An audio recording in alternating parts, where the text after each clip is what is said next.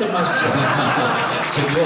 자, 저희가 이제 대한민국이 이제 막바지에 왔습니다. 이제 국민혁명이 필요할 시기고요.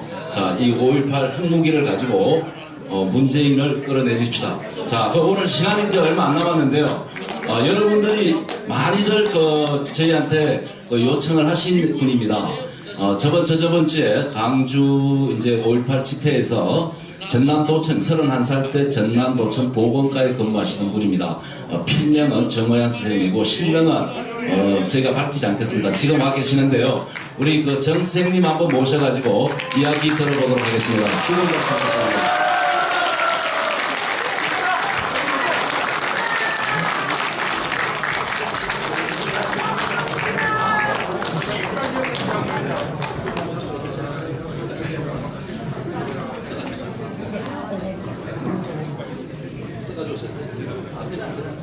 고맙습니다.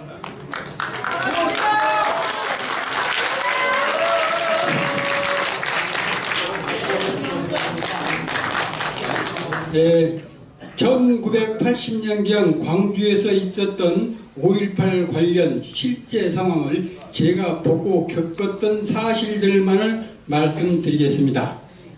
저는 그 당시 30세였고 전남도청 보건과에 근무하고 있었습니다. 5.18 민주화 운동 후 단초가 된다고 말할 수 있는 대학생들의 데모는 5월 15일경까지 광주 시내에서 산발적으로 하고 있었지만 결코 과격하다거나 무력을 사용한 데모는 전혀 아니었습니다. 실제 데모에 참가한 대다수의 대학생들은 총학생회 간부들의 우격다짐으로 데모를 선동하는 바람에 마지못해 참가한 대학생들이 대부분이었던 것이라고 알고 있습니다. 1980년 5월 16일경부터 5월 21일경까지의 광주 지역 실제 상황을 말씀드리겠습니다. 광주 시내에서 시끄럽게 산발적으로 하고 있던 대학생들의 데모가 5월 16일경부터는 갑자기 자취를 감추자 매우 나치스러운 청장년들이 나서서 일반 시민들을 선동하여 데모대를 이끄는 듯한 느낌을 받았었고, 이 나치스러운 청장년들이 주동이 되어 갑작스럽게 일반 시민들이 시내를 몰려다니면서 데모대가 형성되기 시작하였고, 5월 18일경부터는 본격적으로 데모가 이루어짐과 동시에 매우 과격하고 폭력적으로 변하여 공권력을 거의 마비시켜버리고, 이때부터 경찰력은 보이지 않고 시간은 완전히 치안 공백 상태가 되고, 그 데모대들의 폭력적인 형태는 걷잡을 수 없게 되어 광주 인근의 군 병력이 투입되기 시작한 것으로 알고 있습니다.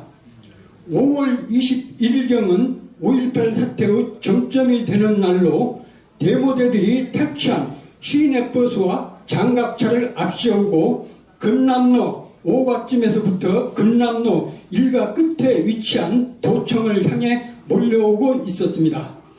그때 군 병력이 도청 앞 분수대 앞에서 가로 1m, 세로 0.5m쯤 되는 콘크리트 화분대를 엄폐로 데모대를 향해 방어를 하고 있었고, 장갑차를 앞세운 데모대들이 군인들 코앞까지 몰려오자 군인들은 엎드려 있다가 일어나서 뒤로 물러나기 시작하였고, 군인들 중 2명이 수협 앞에서 장갑차를 피해 뒷걸음을 치다가 그대로 전진해오는 장갑차에 깔려 형체를 알아볼 수 없을 정도로 처참하게 시체로 변해버렸으며, 이것이 5.18 사태 중 광주에서 최초로 목격된 사망사고였습니다.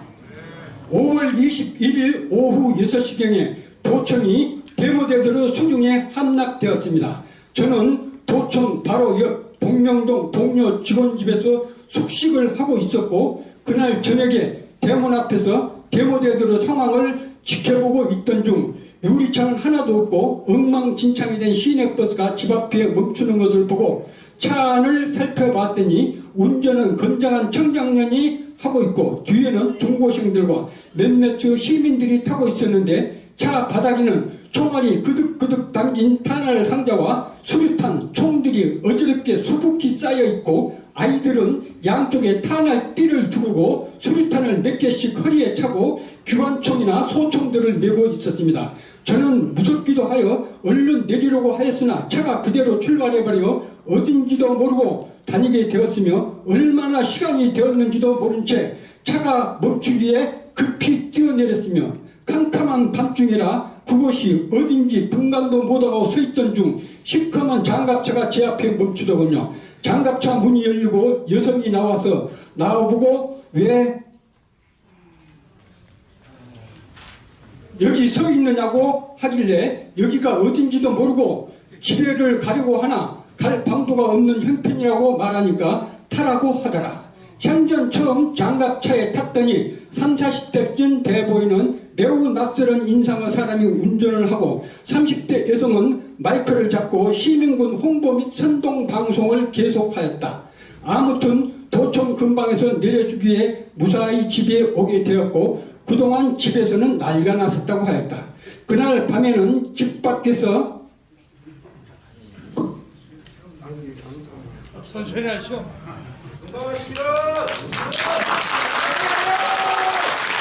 그날 밤에는 집 밖에서 들려오는 발자국 소리와 매캐한 연기 때문에 잠도 제대로 이루지 못하였고 아침에 나와보니 집 옆에 있던 세무사가 흔적도 없이 불에 타버렸고 MBC 방송국은 반쯤 탄 채 샷다가 심하게 찌그러져 있었고 시내는 곳곳에 타이어 등으로 도로를 차단하고 불을 질러 온 시내가 전쟁 직후 폐허 상태와 같았다.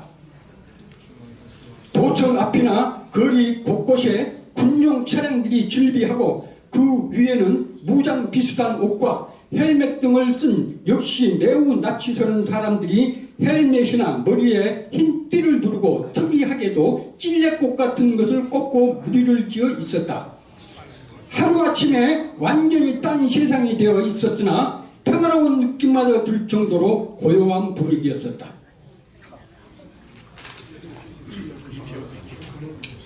(5월 22일경에는) 시내는 교통수단이 없어서 무장 시민군들이 운전하는 군용 트럭들이 일반 시민들의 운송수단이 되어 있었다. 나도 가족을 데리고 광천동 이모님 댁으로 가기 위해 무장 시민군이 운전하는 트럭을 타고 갔었고 이모님 집에 있는 동안 이상한 놈들이나 동네에서 도둑질이나 하던 자들이 총까지 휴대하고 집에 들어와 밥을 달라거나 집안을 살피거나 매우 위협적인 태도들을 보이는 터라 이모님은 그들이 주라는 대로 얼른 주고 돈도 주고 하였는데 이자가 내 차를 계속 힐끔힐끔 쳐다보면서 음흉한 눈길을 보내는데 보통 심각한 정도가 아니었다. 그 후 23일까지 숨 죽으며 버티다가 상황이 도저히 힘들어 24일 아침에는 몇 시간을 걸어서 담양 밖까지 가서 시골집 방향으로 가는 차편을 얻어 타고 앉아가지고 뛰어와가지고 안경.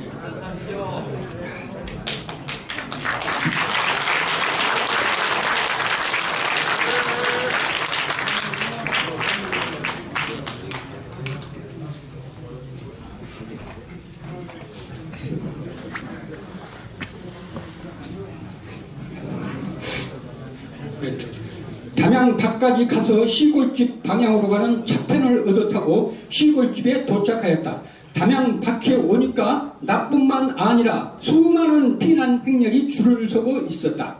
5월 27일경에 도청이 수복되었다는 방송을 듣고 급히 광주로 내려갔고 출근을 하였다. 출근하자마자 보건과 의료진들과 함께 사망자, 부상자를 파악하고 부상자 치료 및 시신 검안 등을 하라는 임무가 주어졌다. 우선 도청 중앙공간 등의 시신들을 쌓아놓은 곳으로 갔더니 시체 썩는 냄새가 진동을 하였고 시신들은 일부는 관안에 들어있었고 일부는 비닐 등에 쌓여 있었고 일부는 그대로 노출이 되어 있는 상태였다. 시신들을 살펴보니 황토 땅에 묻혔다가 파온 것처럼 황토 흙투성이었고 시체들의 형체는 말할 수 없이 처참한 상태였다. 어떤 여성 한 명이 시신들 위에 촛불을 꽂고 있었다.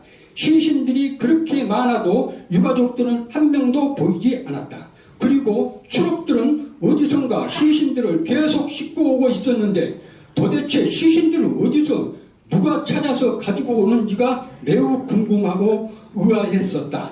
의료진들이 시신들을 대략 검시하고 시신 숫자를 파악하고 사무실에 와서는 국군 봉합병원을 비롯해서 각 병원들로부터 부상자 등을 파악하기 시작하였다. 부상자들을 파악하는데도 애로사항이 많았다. 중복된 환자들이 있었고 경상이나 중상 환자들이 서로 겹치고 하여 인원수가 들쭉날쭉하였고 보고를 하고서도 틀린 경우가 많았다. 부상자들의 인적사항은 파악이 되었지만 사망자들의 인적사항은 파악하기가 거의 불가하여 시신들을 관해놓고 방부제와 탈취제들을 쏟아붓고 시신들을 모두 도청 앞 상무관으로 옮겨서 유가족들이 시신들을 확인하도록 조치하였다. 시간이 흘러 더 이상 시신이나 부상자들이 나오지 않아 최종 집계를 하였다. 부상자는 437명, 사망자는 121명 것으로 기억한다. 이때 가장 특이하고 의아했던 것은 5.18 민주화 사태는 대학생들의 데모가 단초가 되어 일으킨 사건임에도 부상자들이나 사망자들 중 대학생은 단 한 명도 없었고 소위 민주화 운동을 하였다고 한 사람도 없었던 점이다. 당시 도청에서 부상자나 사망자들을 파악하고 치료 등을 해주는 담당 실무자는 나였으나 도청 직원들은 물론이고 심지어는 보건과 직원들조차 거의 관심이 없었고 과장님과 도지사님만 업무를 챙기신 정도였고 오로지 저 혼자서 5.18 관련 모든 업무를 수행하였다. 5.18 사태는 처음부터 끝까지 대학생들과 일부 시민들이 데모를 하다 어쩌다가 이런 사태로까지 발전한 것으로 보고 도청 직원들이나 대다수의 시민들은 5.18 사태를 전혀 대수롭게 여기지 않았었다. 만약 지금 시대에 5.18 사태가 일어났다면 도청 직원들, 경찰들, 검찰들, 의원들, 시민단체들 등이 총동원되어 사건을 수습하였을 것이다. 그럼에도 그때 공무원 생활한 지 6개월째 했어요. 신참. 저 혼자 모든 걸 감당했어요. 그 후 여론들은 사망자가 500명에서 5,000명은 될 것이라는 말이 대세했으나 저는 그런 여론에 코숨치고 있었다. 당시 부상자에게는 400만원, 사망자에게는 600만원씩을 무조건 지급하기로 하였고 또 내 가족이나 친척들이 행방불명이 되었거나 다쳤다면 신고하거나 찾아 나서지 않을 사람들이 어디 있었겠는가 하는 생각 때문이었다. 그 후에 광주시가 광주광역시로 승격되는 바람에 5.18 관련 업무가 도청에서 광주광역시로 이관되었고 5.18 사태가 점점 민주화 운동으로 변질되고 광주광역시와 5.18 관련 단체들과 주로 좌익 성향의 유력 정치인들이 합시하여 부상자들에 대해서는 전혀 이견이 없었고 사망자들에 대해서만 당시 행불자 등을 대상으로 숫자 파악에 나섰으나 순전히 자기들 입맛대로 부풀린 숫자가 154명으로 공식적으로 최종 발표를 하였었다.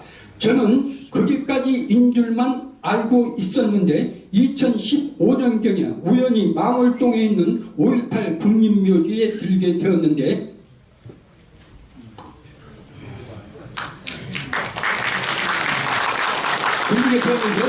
깜짝 놀라 까무라칠 뻔했다.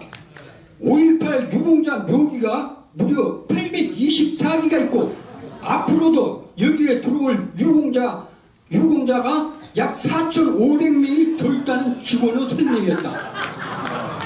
그래서 저는 유공자 외에 그 가족들까지도 묻히는 것이냐고 물어봤더니 그게 아니고 순수하게 5.18 때 다치거나 사망한 본인들만 들어올 수 있다고 하였다. 나는 하도 기가 차서 말문이 막혔다.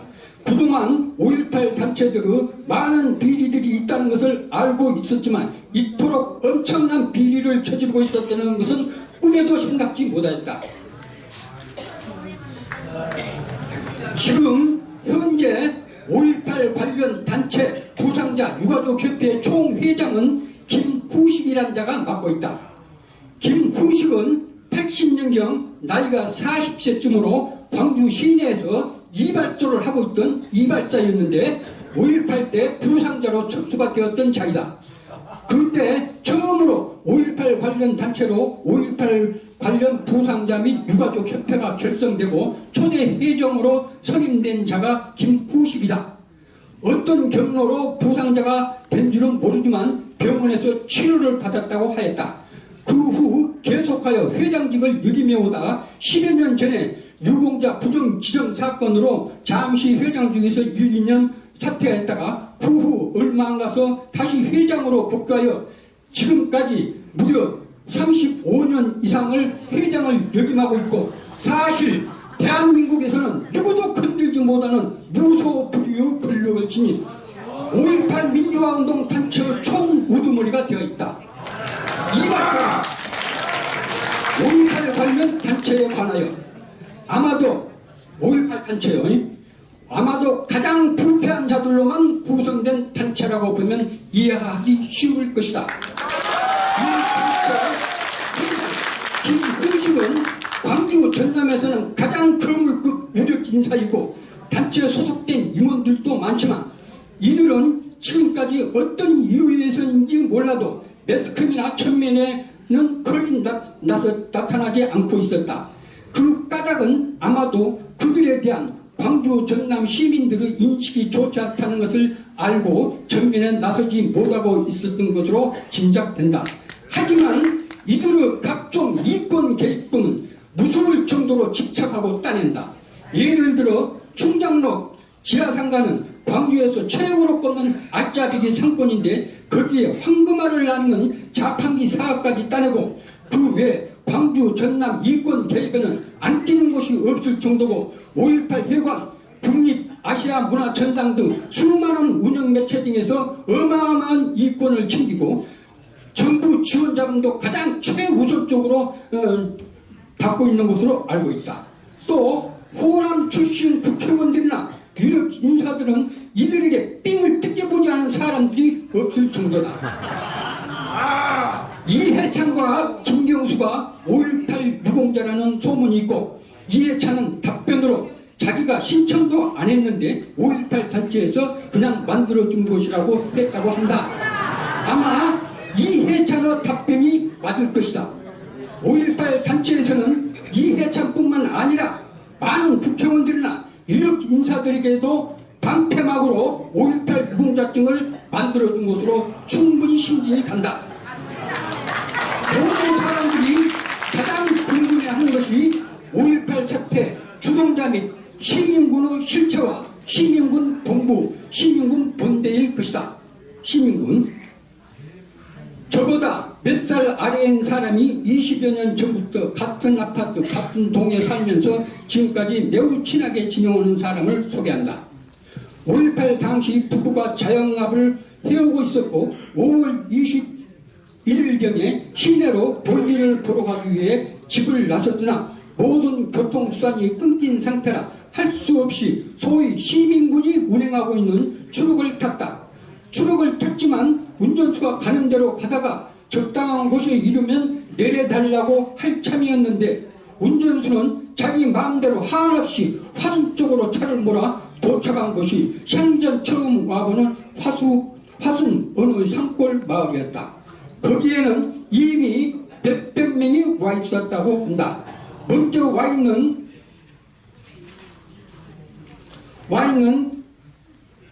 몇백 명도 모두 무기를 소지하고 있었다고 하고 본인도 차에 탔을 때 차 안에는 총, 수류탄, 탄알 등이 수북히 쌓여 있어 일단 호신용으로 총을 들었다고 한다. 마을에 도착하니 처음에는 몰랐지만 그 마을 이양 가족이 주축이 되어 동네 부인들이 하루 30씩 밥을 계속 해주었다고 하고, 그곳에서 5월 21일부터 5월 27일까지 있다가 도청이 수복되었다는 방송을 듣고 7일 만에 광주로 돌아올 수 있었다고 한다. 그곳 마을 빈터에서 일주일 동안 아무 하는 일 없이 서로 웅크리고 야영을 하였다 하고, 식사는 끝날 때까지 동네 부인들이 해주었고, 몇백 명 중에서 아는 사람은 한 명도 없었고, 납치 설기만 하는 건장한 청장년들이 주로 지휘를 하고 있었다고 하고, 피난민 수용소도 아니고 군대도 아닌 곳에서 일주일을 지냈다고 한다. 그때 20세쯤 이장 딸이 식사 심부름을 하고 있었는데, 사람들 중 한 명이 오바를 하는 바람에 이장 딸이 총을 맞고 그 자리에서 죽었는데, 이장은 그 광경을 목격하고도 눈물도 흘리지 않고 단지 사람들을 향해 앞으로는 이런 오발 사고가 없도록 총기 관리를 조심해 주라고만 했다고 한다. 후배는 그 당시 자기 딸이 죽었는데도 울지도 않고 항변도 하지 않은 상황을 안타깝게 생각하면서도 도저히 이해가 되지 않았다고 한다. 당시 화순 주남마을에서 사람들이 가장 많이 죽었고, 후배 말로는 시민군들이 사람들을 태우고 주남마을을 통과할 때 주남마을 산 위에 미리 매복하고 있던 자들이 출구 바퀴를 중점 총격을 하여 출구를 전복시킨 다음 차에 타고 있던 사람들을 향해 무차별 총격을 가하여 그때 많은 사람들이 죽었다. 그 당시 주남마을 산에서 매복하고 있던 자들에 의해 군인들도 많은 사상자가 발생하였다고 한다. 요약하자면 후배가 머무르고 있던 곳이 시민군 본부요, 시민군 본대였고, 그곳에 있던 몇백 명의 사람들은 본인도 모르는 사이 시민군 아닌 시민군이 되어 있었고, 이들 시민군 아닌 시민군들이 소위 말하는 시민군의 실체였던 것이다. 마을 사람들도 세상이 무비천지가 되고 어디로 나갈 곳도 없어 하는 수 없이 시민군 아닌 시민군들로 취사된 노릇을 하게 된 것이라고 한다. 후배가 7일 동안 그곳에 있는 동안 집에서는 난리가 났었고 온 가족들이 후배를 찾아다녔다고 한다. 5.18이 진압되고 난 후 후배에게도 시민군으로 본대에 있었으니 5.18 유공자가 될 수 있다고 5.18 유공자로 신청하라는 주의의 권고도 있었지만, 본인은 5.18 민주화 운동과는 전혀 관련이 없었기에 양심상 도저히 유공자로 신청할 수가 없었다고 하였다. 위와 같은 상황을 짐작해 보건대 시민군 아닌 시민군을 만들어 놓은 것은 사전에 짜놓은 치밀한 작전으로 보인다. 시내에서 교통수단을 제공하는 척하여 사람들을 태우고 화순 마을로 데리고 오고, 또 미리 무기들을 차 안에 놔두고 사람들로 하여금 자연스럽게 무기를 들게 하여 무장을 시키고,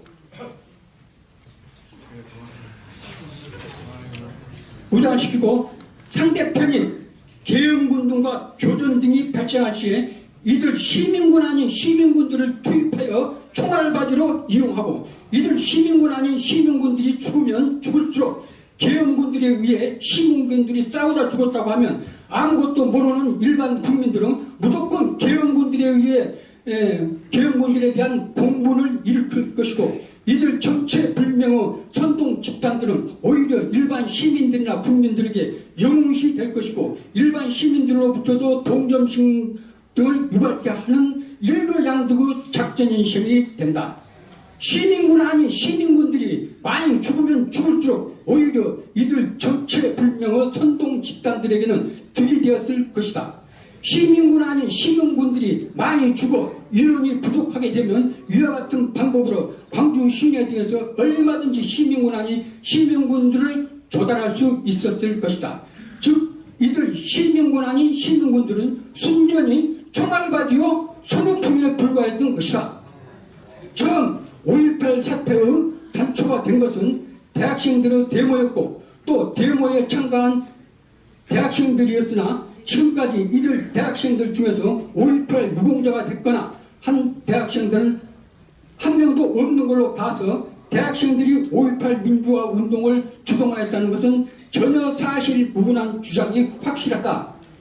당시 계엄군이나 순수한 일반 시민군에게 직접 칼로 찔렸거나 직접 죽임을 당했다는 사람들이 지금까지 한 명도 나타나지 않는 걸로 봐서 계엄군들이 양민을 학살하였다는 주장 등은 전혀 사실무근한 허위 주장임이 확실하다. 당시에 장갑차를 운전한 청장년이나 시민군의 홍보방송을 하고 다녔던 여성이나 시민군 차량 등을 운전한 수많은 자들이 지금까지 단 한 명도 나타나고 있지 않는 걸로 봐서 이들이 분명한 정체불명의 선동 집단인 것이 확실하다. 5.18 사태 당시 공무원들은 말할 것도 없고 지식층들이나 식견을 지닌 광주 사람들은 대부분은 시위에 참가를 하거나 시위대들 근처에 가거나 부경삼아 근처에 가는 것조차도 용납을 하지 못하였고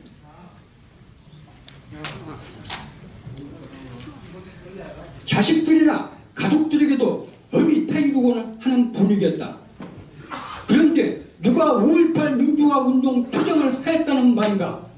그 당시 광주 시민들 대부분은 무서워서 집 밖에 나오지도 못하고 대문을 꼭꼭 걸어잠그고 숨지기며 지내고 있었다.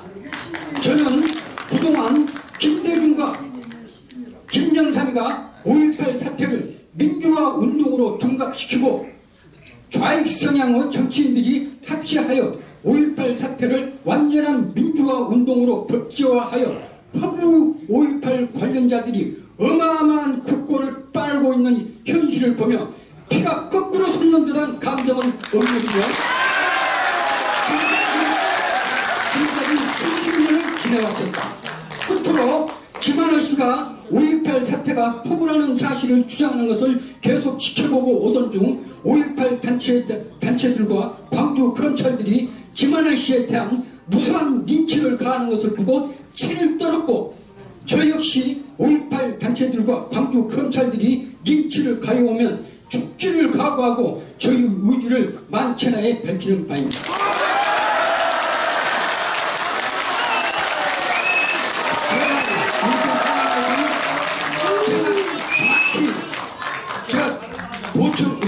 그때 5.18 사태가 도청 주변으로 해서 일어났고 또 내가 도청에 근무하고 있었고 도청 바로 옆에 동명이라서 살고 있기 때문에 가장 5.18 사태를 정확히 알고 있는 사람이에요.